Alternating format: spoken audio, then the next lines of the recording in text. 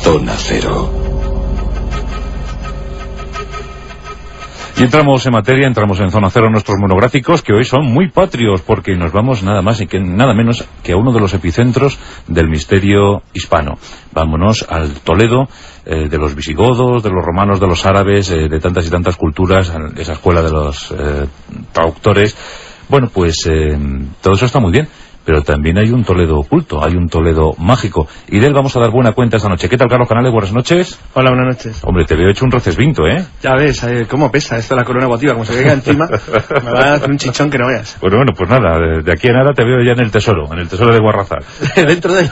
Dentro de él. Sabes que, bueno, luego lo comentaremos, sí, pero sí, sabes que Jesús y yo creo que hemos localizado el punto exacto donde se encontró, porque curiosamente se ha olvidado con el paso del tiempo, y es un cementerio. Sí.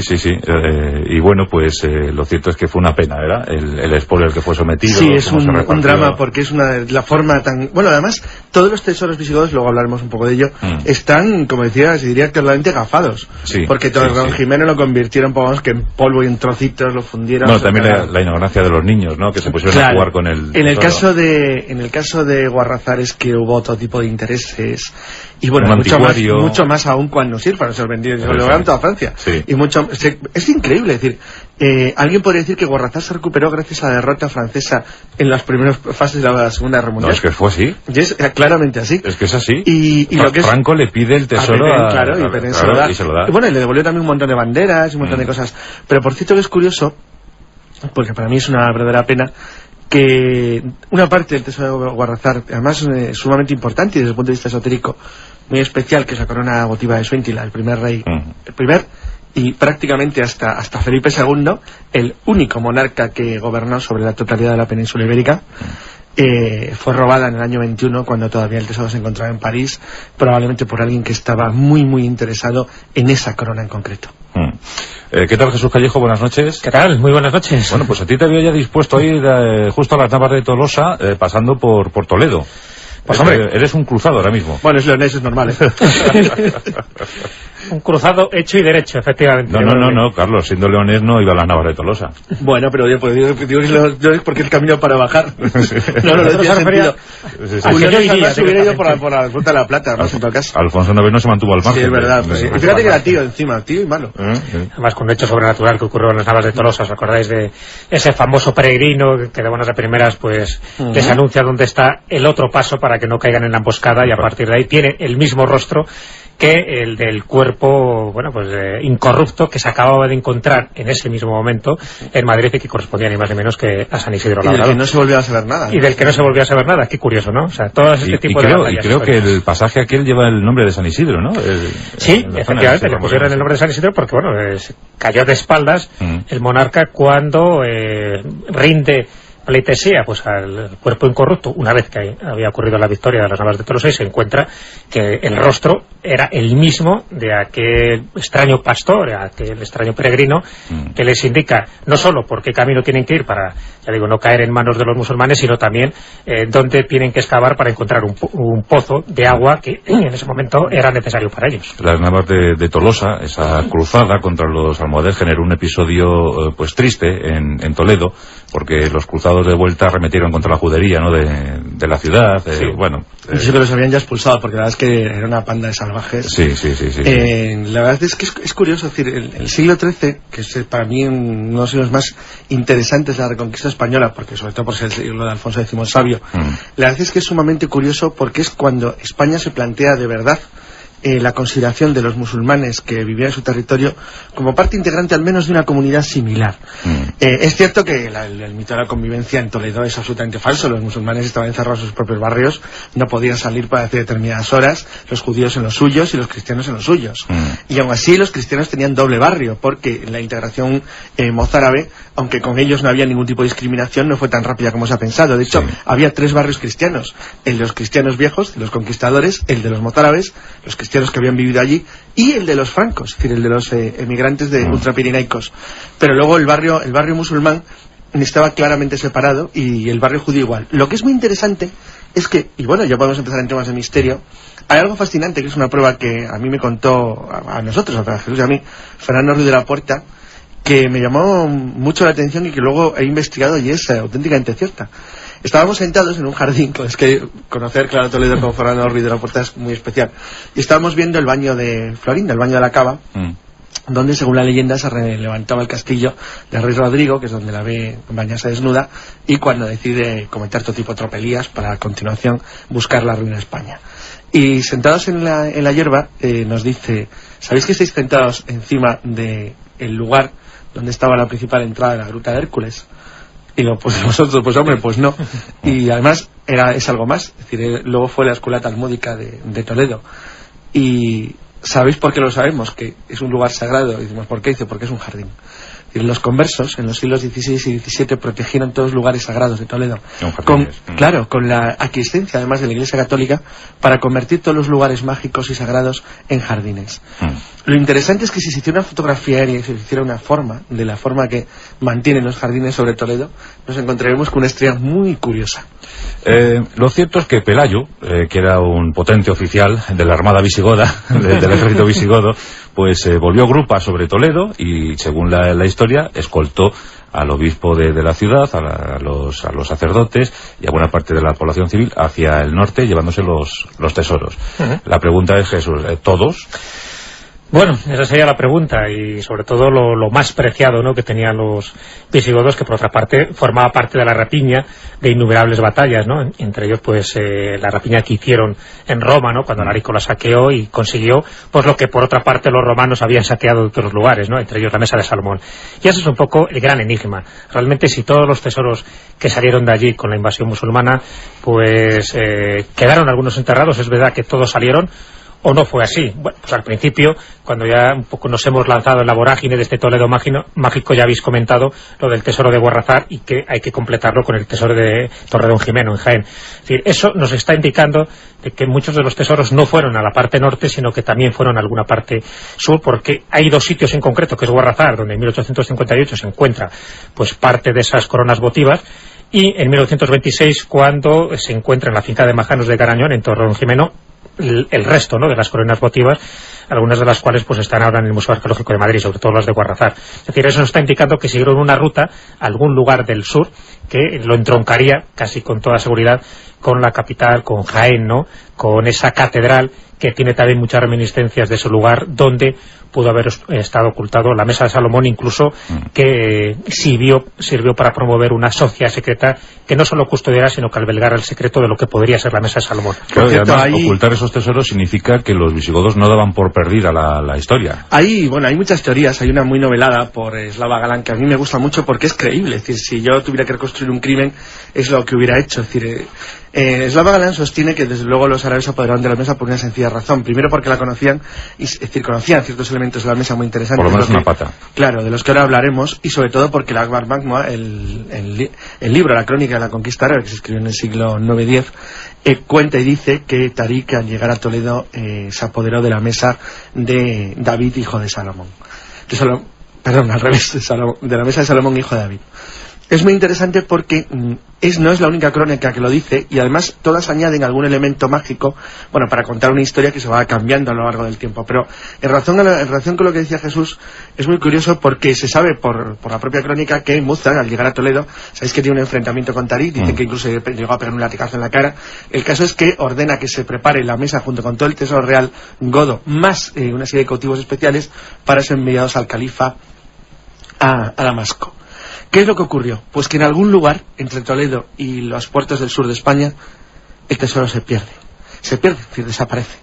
¿Qué puede ocurrir? Bueno, hay muchas teorías al respecto. Lo más probable es que, bueno, pues tal vez restos del ejército godo que quedaba, o algún tipo de noble poderoso en la zona, o incluso algún caudillo árabe que lo supiera, enterrara el tesoro por trozos a lo largo del camino. El enterrarlo por trozos da a entender dos cosas de una manera muy clara. La primera, que quien robó el tesoro o quien lo cogió no podía guardarlo, es decir, no tenía fuerza suficiente como para guardarlo, y tal vez lo escondió con la esperanza de que no fuera encontrado. Segunda posibilidad, que es la otra, es decir, que se hiciera de una manera clara y premeditada para en el futuro intentar recuperarlo, sabiendo que las partes más importantes del tesoro, pues, probablemente la mesa de Salomón, quedaban guardadas de alguna forma.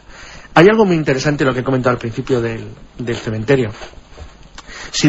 si de verdad, y bueno, parece que no hay ninguna duda, Guarratar se encontró junto a un cementerio, eso señala algo muy interesante. Dos cosas, una de la leyenda y una de la lógica. De la lógica, que ¿por qué en un cementerio? Pues porque es un lugar donde es normal cavar. Y segundo, el nombre que le daban las leyendas árabes a Florinda era la cava. La cava significa prostituta, exacto.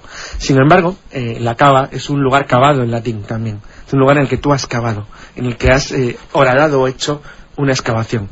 Es interesante que mantenga el mismo nombre, porque aunque la leyenda de Florinda es una leyenda claramente escandinava, es una leyenda de los visigodos que aparece en las edades islandesas, la edad de Thor, que es exactamente igual, es la misma historia.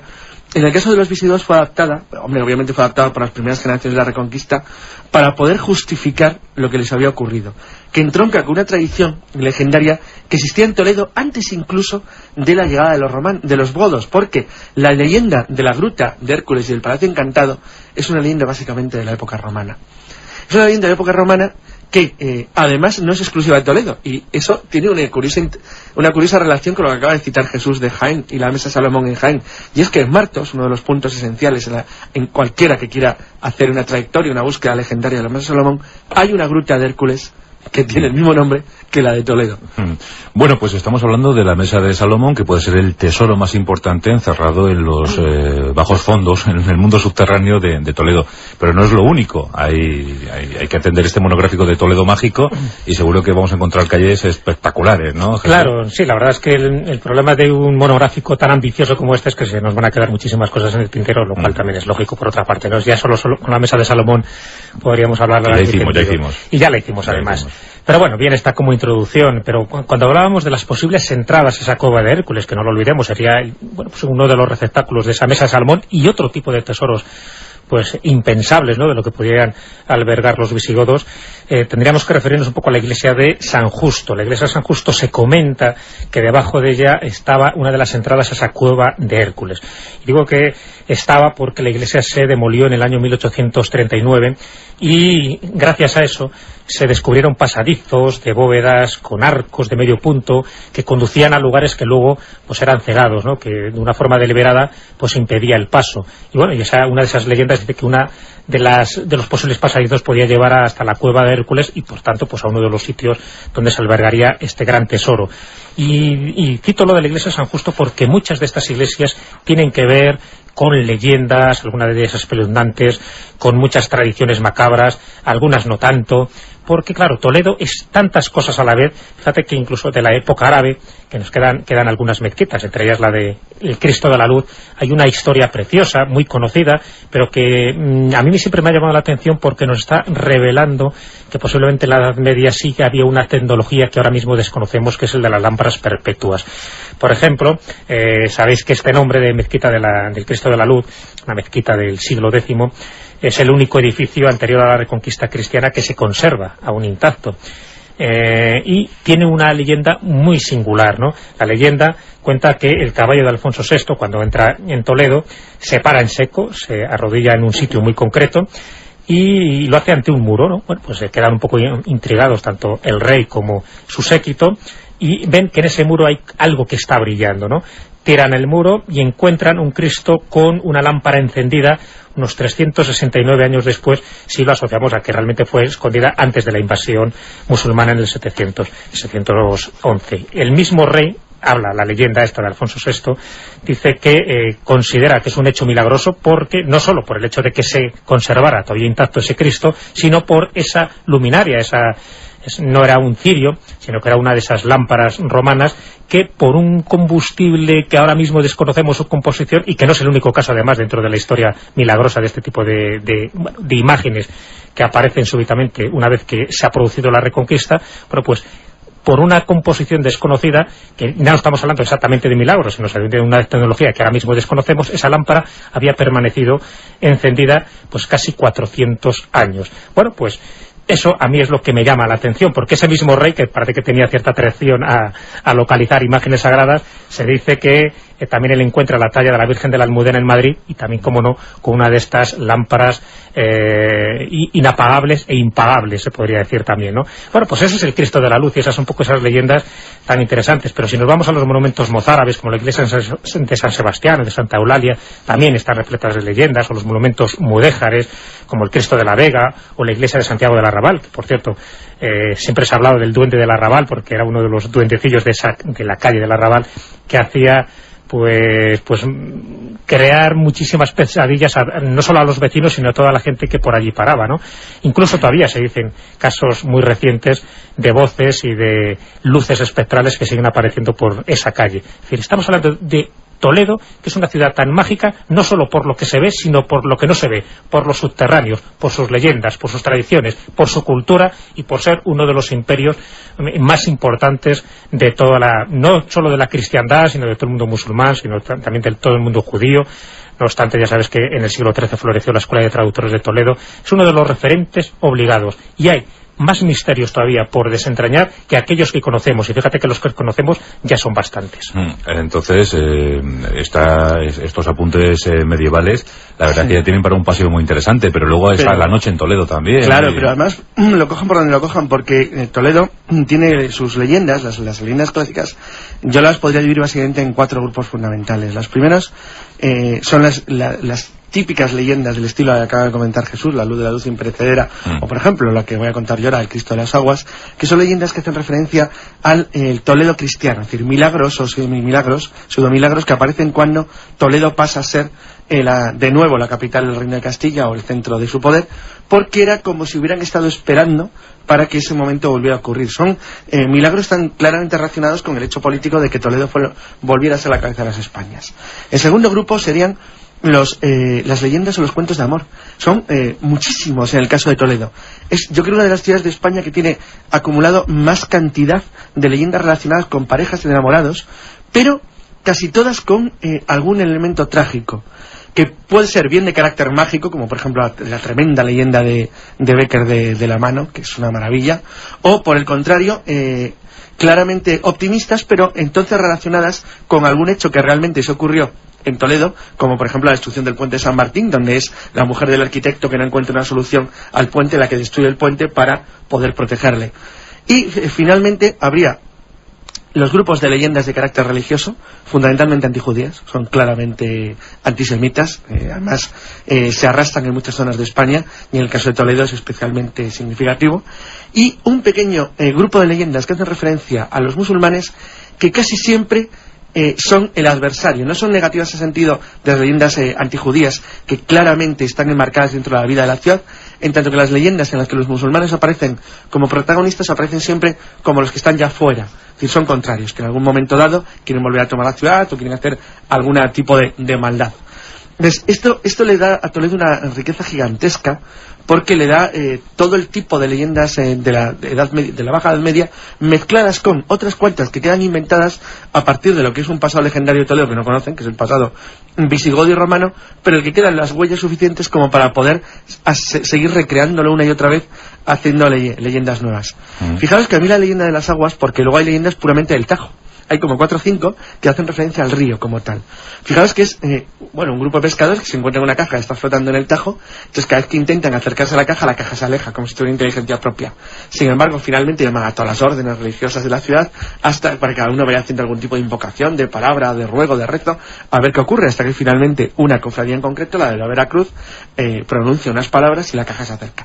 Entonces, al abrirla resulta que dentro hay una cruz riquísima con una nota que dice: voy destinado a la iglesia de la Santa Veracruz de Toledo. Bueno, este tipo de leyendas tan aparentemente inocentes y tan graciosas, que hay muchísimas en toda España, en el caso de Toledo se mezclan de una manera muy notable, como si hubiera una especie de necesidad de demostrar que Toledo es una ciudad cristiana.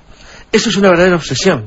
Es decir, en todos los sitios, sobre todo el centro de España, ocurre de manera habitual, pero en Toledo es obsesivo. Es decir, hay como una especie de permanente interés por parte de los cristianos viejos que han llegado del norte y lo han ocupado, de demostrar que aquello es una ciudad cristiana y que no tiene rastro alguno. Es la ciudad de los 18 concilios. Claro, exacto, pero no tiene nada de musulmana o de judía. Hay una especie como de obsesión que en otras zonas de España no es tan intensa. Y además aquí no existe el modelo de leyenda por ejemplo, del musulmán romántico que ocurre en estas zonas de España, no cuento las de Washington Irving porque son inventadas, claro, sino leyendas reales que sí quedaron en otras zonas de España, donde, bueno, los musulmanes a veces juegan un papel, incluso iba a decir positivo en ocasiones, no mucho, pero si alguna vez, pero en Toledo casi nunca, sino siempre el malo. Entonces, si tuviéramos que encontrar un ranking mágico de Toledo, Jesús, ¿por qué lugares te inclinas? Oh, madre mía, fíjate, hay tantos. Solo ya de apuntes tengo aquí como cuatro folios indicando pues cosas curiosas del Alcázar de Toledo, cosas curiosas del Museo de Santa Cruz, ¿no? En el antiguo hospital de Santa Cruz, con un tapiz del astrolabio que es curiosísimo y además lleno de simbolismo, tapices flamencos dedicados a los signos del zodiaco, la calle del Pozo Amargo, ¿no? Con la famosa leyenda de por qué ese pozo recibe este nombre, ¿no? Que estamos siguiendo la bajada del Colegio de los Infantes, ¿no? Y en esa plazoleta hay un pozo con este nombre que hace alusión a Raquel, la hija de Samuel Leví, que había sido cortejada por un joven que es asesinado por el padre porque no vio con buenos ojos, ¿no? Ese romance, y esas lágrimas, pues al final se convierte ese pozo amargo, ¿no? Hay una leyenda preciosa de un mal de amores que era muy propio también por aquella época, ¿no? Y no solo también de apariciones fantasmales que ocurren en otros lugares. Tengo aquí reseñada la iglesia de San Cipriano del siglo XI, ¿no? Donde hay una imagen de la Virgen de la Esperanza que albergaba la momia de un hombre, de un canónico, que fue pues el reconstructor del templo en el siglo XVII. También tiene una historia curiosísima alrededor de esta momia, que se llama Carlos Venero de Leiva. O el Museo Duque de Lerma, ¿no? Que está situado en el Hospital de Távera. Allá hay un cuadro, el cuadro de Rivera, curiosísimo, que es el de la mujer barbuda, en fin, algo sorprendente, ¿no? Una mujer dando el pecho a un niño pequeño, pero barbuda, pero vamos, que le llegan las barbas casi hasta la cintura, ¿no? Y que realmente estaba representando a una persona real. O las momias de las criptas, tanto de la iglesia de San Miguel, de San Andrés, de San Román, que hoy está el Museo de los Concilios, ¿no? Y de la cultura visigótica. Es decir, hay tantos lugares, pero bueno, ya puestos a elegir uno, y porque ya el tiempo es escaso, yo me quedaría con la calle del Hombre de Palo, porque está haciendo mención a uno de esos personajes emblemáticos que, al igual que el Greco, pues también estuvo paseando por las calles de Toledo, que era Juanelo Turriano, ¿no? Llamado por Carlos V como relojero, pero también como constructor de obras hidráulicas, y él dicen que construye un autómata, que le llaman así el Hombre de Palo, pues para que le llevara pues el pan y otras cosas de primera necesidad, y bueno, por el lugar donde él pasaba, pues se ha convertido ya en ese lugar un poco también emblemático, no solo de los artificios de Juanelo, como así se llaman, sino de que realmente parece que en aquella época sí fue capaz de construir algo que quedó en la memoria colectiva del pueblo, y de hecho ahora mismo queda reflejado aquella leyenda. Fíjate que Juanelo llegó a hacer un proyecto para unir el Madrid con el Tajo y a partir de ahí llegar a Lisboa. Hay todo un estudio de ingeniería curiosísimo. Yo me quedo personalmente con la Cava Baja, me parece un sitio precioso, una maravilla. Y bueno, y luego, pues, la verdad es que es muy tópico decirlo, pero es que la vista de Toledo desde el parador es una preciosidad. Es una maravilla, la verdad que sí. Me voy a quedar con el Alcázar, ¿verdad? También. Que también tiene su aquel. Bueno, pues muy bien, Carlos Canales, hemos conocido un poquito más el Toledo mágico, así que toma, te hago entrega de esta armadura. Gracias. Que adquiere vida propia. Pesa un poco, con una pequeña fórmula que te voy a dar, te la puedes colocar y eso, vamos, va que se las pela, un exoesqueleto, ya casi. Exactamente. Y para ti, Jesús, esta espada toledana, fiel espada triunfadora. No esperaba menos. Para que invoques a los dioses también de la magia y te dé sus dones. Y con todo el simbolismo que tiene la espada. Te lo agradezco muchísimo y la enarbolaré solo en caso de necesidad. A ver dónde la metes. Me consta que Jesús tiene una auténtica espada toledana. En una buena vaina. El rostro era el mismo de aquel extraño pastor, aquel extraño peregrino, que les indica no solo por qué camino tienen que ir para, ya digo, no caer en manos de los musulmanes, sino también dónde tienen que excavar para encontrar un pozo de agua que en ese momento era necesario para ellos. Las navas de Tolosa, esa cruzada contra los almohades, generó un episodio pues triste en Toledo, porque los cruzados de vuelta arremetieron contra la judería, ¿no? de la ciudad. Sí. Sí que los habían ya expulsado, porque la verdad es que era una panda de salvajes. Sí. La verdad es que es curioso, es decir, el siglo XIII, que es para mí uno de los siglos más interesantes de la Reconquista española, porque sobre todo por ser el siglo de Alfonso X el Sabio, la verdad es que es sumamente curioso porque es cuando España se plantea de verdad la consideración de los musulmanes que vivían en su territorio. Bueno, y le devolvió también un montón de banderas y un montón de cosas, pero por cierto que es curioso, porque para mí es una verdadera pena, que una parte del tesoro de Guarrazar, además sumamente importante y desde el punto de vista esotérico muy especial, que es la corona votiva de Suintila, el primer rey, el primer y prácticamente hasta Felipe II, el único monarca que gobernó sobre la totalidad de la península ibérica. Fue robada en el año 21, cuando todavía el tesoro se encontraba en París, probablemente por alguien que estaba muy interesado en esa corona en concreto. ¿Qué tal, Jesús Callejo? Buenas noches. ¿Qué tal? Muy buenas noches. Bueno, pues a ti te había ya dispuesto a ir justo a las Navas de Tolosa, pasando por Toledo. Pues hombre, eres un cruzado ahora mismo. Bueno, es leonés, es normal, Un cruzado hecho y derecho, efectivamente. No, Carlos, siendo leonés no iba a las Navas de Tolosa. Bueno, pero yo digo que es porque... La Zona Cero. Y entramos en materia, entramos en Zona Cero, nuestros monográficos, que hoy son muy patrios, porque nos vamos nada más y nada menos que a uno de los epicentros del misterio hispano. Vámonos al Toledo, de los visigodos, de los romanos, de los árabes, de tantas y tantas culturas, esa escuela de los traductores. Bueno, pues todo eso está muy bien. Pero también hay un Toledo oculto, hay un Toledo mágico, y de él vamos a dar buena cuenta esta noche. ¿Qué tal, Carlos Canales? Buenas noches. Hola, buenas noches. Hombre, te veo hecho un recesvinto, ¿eh? Ya ves, cómo pesa esto de la corona votiva, como se caiga encima, me va a hacer un chichón que no veas. Bueno, pues nada, de aquí a nada te veo ya en el tesoro de Guarrazar. Dentro de él. Sabes que, bueno, luego lo comentaremos, sí, pero sí, sabes que Jesús y yo creo que hemos el camino para bajar. No lo decía sentido. Además hubiera ido por la Ruta de la Plata, ¿no? En todo caso. Alfonso IX no se mantuvo al margen. Sí, es verdad. Y fíjate que era tío encima, tío y malo. Además, con un hecho sobrenatural que ocurrió en las Navas de Tolosa, ¿os acordáis de ese famoso peregrino que de buenas de primeras pues les anuncia dónde está el otro paso para que no caigan en la emboscada, y a partir de ahí tiene el mismo rostro que el del cuerpo, bueno, pues incorrupto que se acababa de encontrar en ese mismo momento en Madrid, y que correspondía ni más ni menos que a San Isidro Labrador. Y del que no se volvió a saber nada. Y del que no se volvió a saber nada. Qué curioso, ¿no? O sea, todo este tipo de batallas. Y creo que el pasaje aquel lleva el nombre de San Isidro, ¿no? Sí, efectivamente, le pusieron el nombre de San Isidro porque, bueno, cayó de espaldas el monarca cuando rinde pleitesía pues al cuerpo incorrupto, una vez que había ocurrido la victoria de las Navas de Tolosa, y se encuentra que realizado el punto exacto donde se encontró, porque curiosamente se ha olvidado con el paso del tiempo, y es un cementerio. Sí.